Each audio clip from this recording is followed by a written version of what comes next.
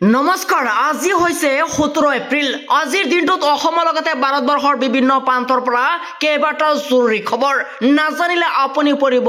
ভয়ংকৰ বিপদত এই মুহূৰ্তত জনাইছো আমাৰ প্ৰথম নম্বৰ খবৰটোলৈ আমাৰ প্ৰথম নম্বৰ খবৰতে আছে ডাঙৰ খবৰ উচ্চতৰ মাধ্যমিক চূড়ান্ত বৰ্ষৰ লাখ লাখ পৰীক্ষাৰ্থীৰ বাবে এটা ডাঙৰ খবৰ 7 বিহুৰ পিছতে ঘোষণা হ'ব উচ্চতৰ মাধ্যমিকৰ ফলাফল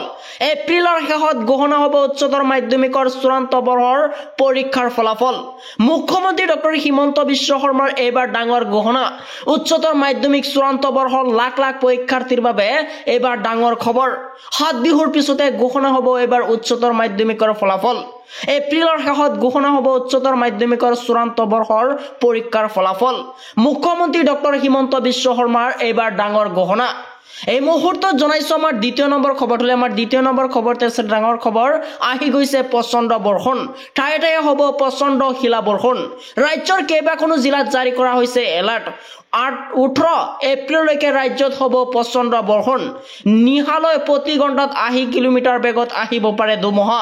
কাৰ্বি আংলং গোলাঘাট শিৱসাগৰ মাজুলী যোৰহাট চৰাইদেউ জিলাত অৰেঞ্জ এলাৰ্ট জাৰি কৰা হৈছে ডিব্ৰুগড় তিনিচুকীয়া হোজাই পশ্চিম কাৰ্বি আংলং কৰিমগঞ্জ কাছাৰ ডিমা হাছাও দক্ষিণ হালবাৰা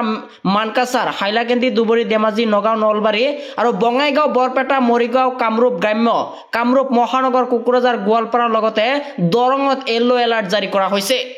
এই মুহূৰ্তত জনাইছো আমাৰ তৃতীয় নম্বৰ খবৰটোলৈ আমাৰ তৃতীয় নম্বৰ খবৰতে আছে ডাঙৰ খবৰ এতিয়াৰ পৰা ৰাজ্য চৰকাৰৰ সকলো অধিসূচনা জাৰি হ'ব অসমীয়াত সকলো চৰকাৰী কামত অসমীয়া ভাষাৰ ব্যৱহাৰ বাধ্যতামূলক কৰিছে চৰকাৰৰ সকলো বিধায়ক আইন নিয়ম বিধি আদেশ আদি অসমীয়া ভাষাত জাৰি কৰা হ'ব বৰাক উপত্যকাৰ জিলাসমূহ চৰকাৰী কামত ইংৰাজীৰ উপৰিও বঙালী ভাষা ব্যৱহাৰ কৰা হ'ব পুৰণি আইন নীতি নিয়ম বিধি অহা 2 বছৰৰ ভিতৰত সকলো অসমীয়ালৈ অনুবাদ কৰা হ'ব এতিয়াৰ পৰা ৰাজ্য চৰকাৰৰ সকলো অধিসূচনা জাৰি কৰা হ'ব অসমীয়াত আৰু সকলো চৰকাৰী কামত অসমীয়া ভাষাৰ ব্যৱহাৰ বাধ্যতামূলক কৰা হৈছে চৰকাৰৰ সকলো বিধায়ক আইন নিয়ম বিধি আদেশ আদি অসমীয়া ভাষাত জাৰি কৰা হৈছে আৰু বৰাক উপত্যকাৰ জিলাসমূহ চৰকাৰী কামত ইংৰাজীৰ উপৰিও বঙালী ভাষা ব্যৱহাৰ কৰা হ'ব বুলি ঘোষণা আৰু পুৰণি আইন নীতি নিয়ম বিধি অহা 2 বছৰৰ ভিতৰত সকলো অসমীয়ালৈ অনুবাদ কৰা হ'ব আৰু এতিয়াৰ পৰা ৰাজ্যত জাৰি কৰা হৈছে নতুন অধিসূচনা অসমীয়াত